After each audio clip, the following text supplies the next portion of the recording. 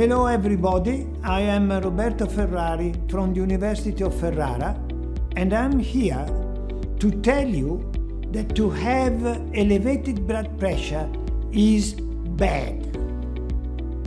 It damages the heart, the brain, and the kidney. And the problem is that you do not feel the level of pressure in the pipes of your body. For this reason, hypertension or high blood pressure is considered the silent killer. This is because there is too much salt in your meal. So please, my message to you is please reduce the salt in your meal. Cook with less salt. Remember, this is an SOS. Step down with your salt. It's very important for your health. Of course, this can be done, and Dr. Deepak Shinde will tell you how to do it. Hello, माझं नाव doctor Deepak जिजाबराव Shinde.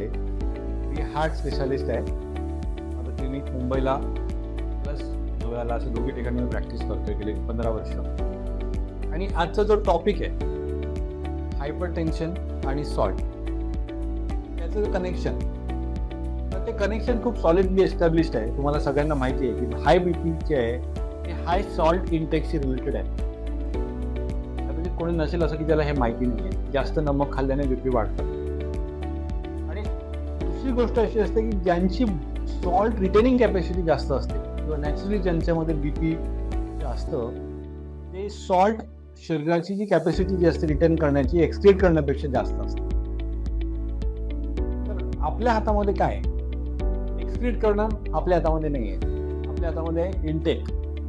Particularly आपलं जे जेवण आहे, आपलं जे अन्न आहे, Indian food जेव्हा म्हणतो आपण स्पायसी टेस्टी फूड, सगळे जितके पण टेस्टी आणि स्पायसी फूड जे आहेत त्यामध्ये सॉल्टचा खूप मोठा प्रभाव असतो. तुम्ही जर पाहाल जे पण काही आपण नमकीन जेवण खातो किंवा जे पण काही गोष्टीमध्ये आपल्याला जास्त स्वाद हवा असतो त्याच्यामध्ये सॉल्ट हे डेफिनेटली जास्त असतं.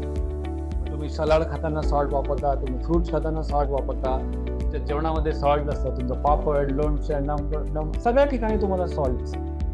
आणि हे एक्स्ट्रा सॉल्ट जे आहे ते डेफिनेटली आपल्या बॉडीला ब्लड प्रेशर वाढवण्यामुळे घातक ठरू शकतो. हाय बीपीमुळे काय होतं, कशामुळे आपण हाय बीपीला एवढं घाबरतो?